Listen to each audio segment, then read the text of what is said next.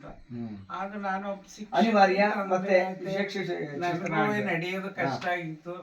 ಹಾಗೆ ಅವ್ರಿಗೆ ಬಿಟ್ಕೊಟ್ಟು ನಾನು ಇಲ್ಲಿಗೆ ಬಂದೆ. ಇಲ್ಲೇ ನಿವೃತ್ತಿ ಹೊಂದಿದೆ. ಇಲ್ಲೇ ನಿವೃತ್ತಿ ಹೊಂದಿದ್ದು ಮೇಡಮ್. ತಮ್ಗೆ ಅವನೇ ದೊಡ್ಡ. ಆಮೇಲೆ ಆನಂತರ ಚಂದ್ರಶೇಖರ್ ಅಂತ ಹೇಳಿ ಎರಡೇ ಮಗ. ಅವರು ಶಿಕ್ಷಕರಾಗಿದ್ದಾರೆ ಶಿಕ್ಷಕರು. ಆಮೇಲೆ ಇವ್ರಿಗೂನು ಎಷ್ಟು ಓಡಾಡಿದೆ. ಇಸ್ವಿ ಏನಾದ್ರು ನೆನಪಿದೆಯಾ?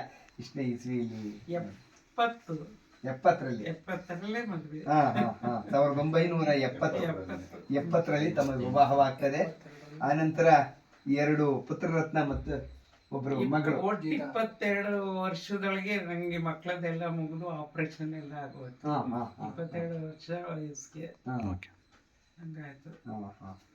ನನಗೆ ಖುಷಿ ಅಂದ್ರೆ ಶಿಕ್ಷಕರ ಜೀವನದಲ್ಲೇ ಖುಷಿ, ಬಹಳ ಖುಷಿ ತಂದಿದೆ ವೃತ್ತಿ ಜೀವನ. ಹಿಂದಿಂದು ಅದಕ್ಕಿಂತ ಹಿಂದಿನ ಜೀವನನೂ ಏನಂತ ಚೆನ್ನಾಗಿರ್ಲಿಲ್ಲ. ಮನೆಯಲ್ಲಿ ಬಡತನ, ಅದ್ರಲ್ಲಿ ನಮ್ಮ ಅಪ್ಪ ಒಬ್ಬರೇ ದುಡಿಯೋರು, ನಾವೇ ಸುಮಾರು ಜನ ತಿನ್ನೋರಿದ್ದು. ಹಂಗಾಗಿ ಅದು ಆ ಜೀವನನೂ ನನ್ಗಷ್ಟು ಚೆನ್ನಾಗಿಲ್ಲ. ಈಗ ನಿವೃತ್ತಿ ಬಂದ್ಮೇಲೆ ನಮ್ಮ ಮಕ್ಕಳು ಅವರವರ ಹೆಂಡತಿ ಜೊತೆ ಇದ್ದಾರೆ. ಆದ್ರೆ ಶಿಕ್ಷಕ ಆಗಿದ್ದಾನಲ್ಲ, ನಾನು ಒಬ್ಬನೇ ಬಂದು ನೋಡ್ಕೊಳ್ಳೋದು. ವಾರತಾನೆ ಏನ್ ಬೇಕೆಲ್ಲ ಕೊಡಿಸ್ಬಿಟ್ಟು ನೋಡ್ಕೊಂಡು ನೆನ್ನೆ ಹಾಸ್ಪಿಟ್ಲಿಗೆ ಕರ್ಕೊಂಡು ಹೋಗಿದ್ದೆ.